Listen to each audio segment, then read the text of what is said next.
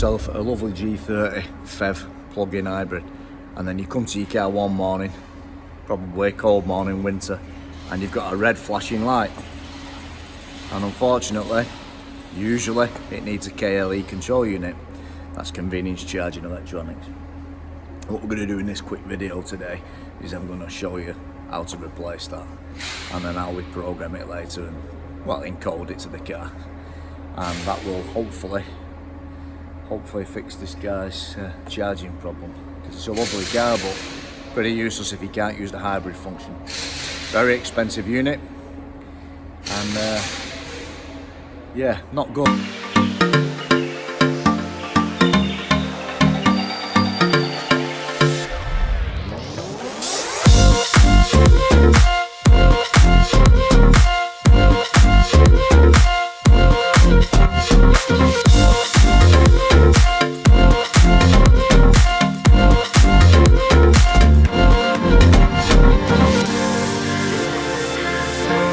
It's about €1,000 roughly. Hell of a unit, quite a big unit. It's liquid cooled.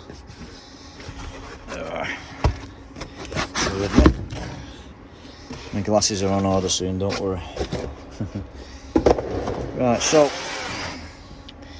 essentially this unit, there's quite a lot going on with this unit. You'll notice the reason I just got those plugs from the parts department is because they're really difficult to get out without breaking. So there's your main interface, your low voltage interface. It's got a little bit of crap in there, look.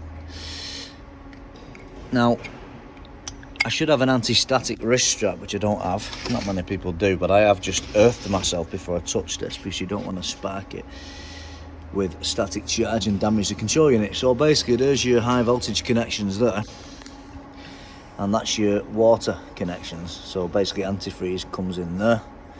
Obviously it runs down and then runs out in a loop. You can actually see the shape of the loop there. It's a beautiful looking thing. It's all laser cut. This does look a bit different than the usual ones. I think maybe this is an improved variant. And I think we should be alright with this one. So, as I was saying before, the plugs, which I got from the old parts department, the reason I need them plugs is quite simple, because the under tray clips in here, you see. So these plugs kind of have to go in there like that, but I'll put them on later. And these plug-in nuts, as they call them, BMW call them, they're very fragile, as you can see. If you just put too much torque on your drill driver or whatever you're using, they just snap right off. About that crap design. So that's the KLE, and that's what we're going to change. So obviously, as with anything high voltage, the first thing I have to do is disconnect the high voltage system, lock it off and verify that it's actually disconnected before I do anything. Because again, if you're going to pull these connectors off when there's current going through, you kill yourself. It's as simple as that.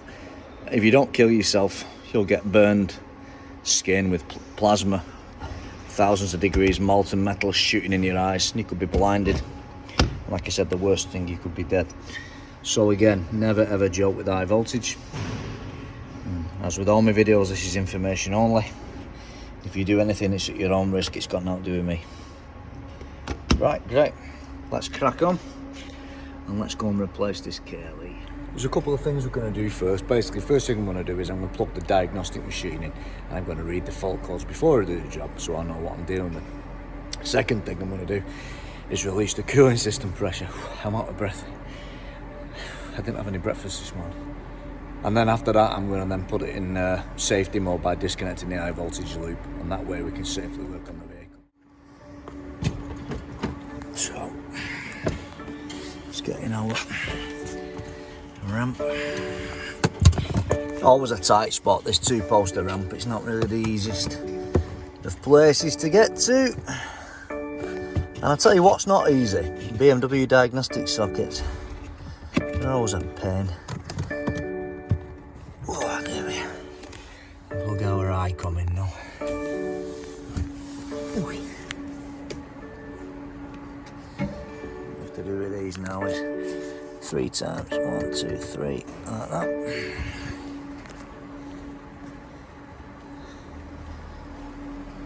onto our laptop and I'll resume the video in a minute. Always a good idea before you do a KLE change. It's very hot, this car as well, which I don't like. It's just to release the pressure like that, because you're going to undo 2 cooling pipes. And what we'll do, we'll try and clamp them off, because what we don't want coolant flying about everywhere. A little bit low, that coolant anyway. So just leave it a bit a bit loose like that. So I've got my tools now. Now it's time to crack on with the job. But first thing we need to do is disconnect the high voltage system. Oh goody. Lots of stuff in the trunk. So, on this particular car, it's behind a little panel. Yeah. And usually on this one, you just lift this panel up and it's there like that. You can pull it off if you want. And you just undo it like this. Sometimes you'll get a check control message beep in the car because it recognises that the contacts are open. And now we just need to double check that it's de-energised. There we are. It's in finish, but you get the idea. The high voltage system's been de-energised, that's great. You can turn that off. You've got a fault code there that you can continue to drive, powertrain fault. So I'm quite satisfied that the high voltage system is de-energised. So now we can do the repair. Someone at side of me here doing some modification. Nice sticker on the side there. So we just send this bad boy up now. And quite quiet today in the workshop. Not so bad. Not so much noise today, which is nice. Usually it's noisy. Here we go. The old KLE on this particular car sits around here. So what we're going to have to do is we're going to have to undo them panels now. And then get access to the unit. So there you are. That's one panel removed. And then there's the KLE. So there's the control unit, electronics, the low voltage side. Obviously you've just got one little tab in there you've got to push in. Well, not so easy with one hand, so I'll probably have to you'll get the idea. I can't really do anything with that, so I'll have to do that. Show you what to do later when it's disconnected. There's those 2 screws we need to take out and replace those 2 inserts, what I mentioned. We'll take this front panel off as well because it's very tight here when you do the electrics, the high voltage side. There's your coolant pipe 1, coolant pipe 2, so that's your loop. And then you've got obviously all these high voltage lines here. Incidentally, that's the heater, that's the high voltage heater. If it doesn't have heat pump, well, my IP has heat pump, so it doesn't need this, but that's high voltage 1 kilowatt heater. And getting these off is tricky because they're very, very dirty. You've got to pinch these and slide them back and make sure they're locked in after. So very, very difficult to do when they're old like this now. You don't want to break these because then you need a full new cable. So let's take this off. Let's clean these high voltage lines. Let's pull this trim off and then we'll resume the job.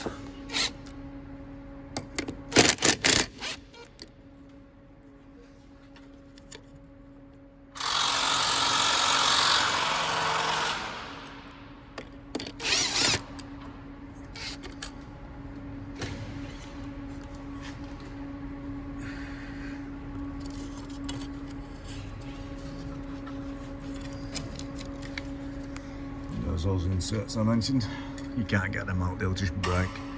You got 10mm there, 10mm there, 10mm there, and 1 there. And that's it. And once they're removed, you can get the whole unit out. But now we need to look at cleaning and tackling these bad boys. Took this cover off, there's a lot more room. Oh, the high voltage lock, you've got to basically wriggle that forward so as it's away from that slot there. And then you can just push these tabs in. As you can see, it's difficult, so we need to start with the bottom one and get them out of the way first. There is no electricity in this, but you know, 400 volts, you only get one chance, don't you? So really, I'd kind of just prefer to use these gloves, even though it makes the job 100 times more difficult. And it's these tabs you've got to squeeze in at the same time, and it's absolutely difficult because you don't want them coming out, so they make them not so easy really to. You see how it locks in there. So what I'm gonna have to do, unfortunately, because I don't have my gimbal today, is just explain it and then kind of show you once I've loosened them a bit. I think that's the only way to do it. So you'll notice now that I've actually colour coded them and marked them with numbers. So number 3 there, 2 and 1. And the reason for that, you probably could get them mixed up if you weren't careful. So what we'll do, we just don't want to get water or anything on these. So we take these off. Ooh, that's not coming yet, that one. Before we take the coolant pipes off, of course. Ooh. So you see, when you number them, you're not going to stress later. Oh, you know, there can't be any ambiguity with high voltage. You just can't have it, you know. It's got to be done bang on, you know. So this is the last one. So what you do with these, and I couldn't film it because I don't have the gimbal, these end up in a forward position. You've got to slide them back and you've got to pinch these tabs in, and it lifts those fingers up inside, you see. Well, and they've been on for 5-6 years. They get incredibly tight, and you can't use it really any tools to pry them. They'd have to be sort of plastic. All I can suggest is, the only tip and advice I can give anybody is just to persevere, and eventually you'll get them out. So once that one's out in a minute, we're going to then clamp these hoses off, which are depressurised earlier, because I don't want coolant going all over the bloody place. The least mess the better. And then I've took my high voltage lines temporarily out the way there. In an ideal world you would cap them off, but I don't really have any caps because the slightest amount of dust can increase the resistance. We're talking about milliohms here, can stop these things working. But I've taken precautions. I've laid them quite away from any crap and dust. This is the low voltage side, and I've just kind of took that out the way as well. So once this cable is now off, we'll drain the coolant, take the coolant pipes off, and undo our 1, 2, 3 and 4 bolts there, and we should be ready to rock and roll. This is the air conditioning system that cools the battery. You can see there down the vehicle. Got a little bit of a tour there, and this is obviously, this is the high voltage side of it out here. And there's it's a bit like my i3 really. That's the main output power supply from the battery. Yeah, it's pretty neat actually. So that's a little bit of a tour for you, and what we'll do, we'll fill that in with some high temperature silicone later, because really no one's going to pay thousands of euros for a new cable, because it does seem alright inside. Car isn't in for that. And again, there's the heater I mentioned before. So I'm going to put the camera down, I'm going to pull that off, and then we'll crack on with the next stage, because like I said, no gimbal, I'm kind of limited. So a little bit of coolant is better than like loads of coolant. Clamped it off there, but you're going to get some coming out. Just stand away and don't pry these too hard, they snap. There we are. Of course there's no electricity in the system now. I've got a clamp there. There we go, there's no electrical cables. Now that clip has just popped off there. That's something I wanted to warn you about. I'll just clip that back down, because they do go missing, and we don't have them in stock. They only come with a new hose, obviously. Right, good. So let's go and get our clip. Be careful I don't show any registration numbers, that's why I have my camera in such weird angles. So I need to put that clip back on there. So now it's just time to now whip the old KLE off and swap it over. Let's set the old KLE off. 2 more bolts holding it on, 2 more nuts should I say. There we go. One there. And one there. And that's it. That's ready to come off. There we are. There we are. Let's whack that on the benchy wenchy. Right, good. So now we've got 2 KLEs. So as you can see, Are the same unit? Obviously we have to check they're the same unit first, that's always important, isn't it? And here's the old shabulas. If you don't have these, get them, because you'll not swap them over and it's going to be a pain. Just give you an idea of what I mean.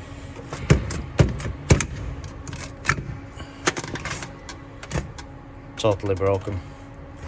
Oh, there you go. Totally pointless. So they're only a few euros, they're not dear, but they're designed to shear off. They're just stupid, really. They're one of the worst things I've ever seen in my life. Right, so this is ready to go on now. I'm going to whack it in place and then we're going to crack on. We'll have to program this, or as I say, encode it at the very least. So what I'll do, I'll put the camera down again and resume filming in a minute. Well, we're kind of back in place now. All we need to do now is plug our cooling pipes back in. What we'll do now is we'll just pull these off. Alright, let's start that video again. So, we're ready to pop our coolant pipes back on. Making sure we get rid of any water. We don't want water going in our brand new control unit, do we? And making sure we actually get the pipes to... It don't really matter if they're the wrong way around in that sense. But of course, they won't fit, so... It's just a loop anyway. It goes in one way and comes out. Don't make any odds really in that sense. And what we'll do, we'll thoroughly clean and inspect that in a minute, because I want to paint them up. I always paint everything up, you see. There we are. A little tight to them. That lovely click, that's what you want. Give them a good bloody tug. Because you don't want any leaks, you don't want any comebacks. The biggest thing I hate is comebacks from customers. Right, I'm going to get my high voltage gloves on now, because I'm going to start putting the cables back once I paint these up and clean them up. Right, give them a good tug, yeah. They're looking damn tasty. Just give them a wipe now. Okay. Checking there, everything's dry. I've cleaned it and I've dried everything. To make our little mark now, so I know that everything is as it should be. And then double tight. So now it's the case of whacking the old cables back on. So 3, 2 and 1.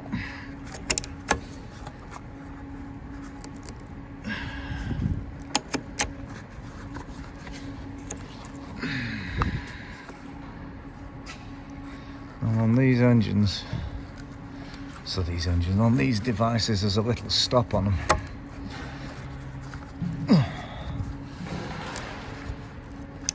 There we are. And that's into that little groove there now, which is very important. That's what stops them coming out. And you can't squeeze or press them now, because that black clamp will stop them. As you can see, there's a groove here. You've got to get it on this keyway here, so you can't get it the wrong way around, and then slide it up to that groove and lock it in. Basically, as you can see, that's not locked and that's unsafe, is that? That one is locked. You can see the difference between this one what's locked and these are unsafe, because they're not all the way home, and I'll need 2 hands to do that. So it's all done. Next stage now pretty much is programming, or encoding at least. There you are. Our low voltage is on and locked. I'll just paint that in a minute. Bolts are on. High voltage lines have been triple checked for alignment and security and order, that they're all in the right order. So all that remains now is to our panels on, cooling system is clipped in. Just need to now top the coolant up and start the encoding.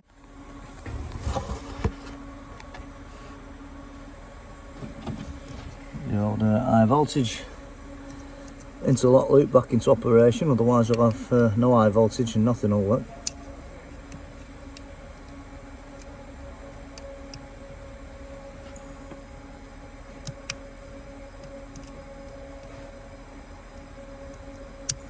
You don't know much easier for me than that.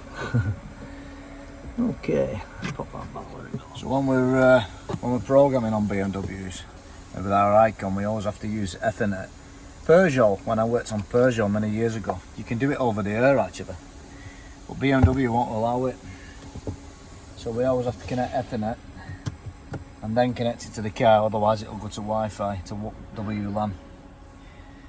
You actually look now, you can just see it's on LAN and not WLAN. It might flash WLAN, but it's definitely on LAN first. So that's critically important on all BMWs actually, so that's the first thing that I always have to make sure. And then, obviously, our seat belt needs to be plugged in to stop the car going to sleep during programming, and then we also lock the door latch over like this. And that's it, and then all we need to do now is obviously put 12 volt support on the vehicle so nothing happens during programming, because I don't know if it might try and update the whole car actually, which I hope not, because on these G30s the head unit's high, but Navi Professional tends to fail a lot. Right, so let's go and start the programming procedure, and then I'm going to have my dinner because it'll probably take at least an hour. Let's go.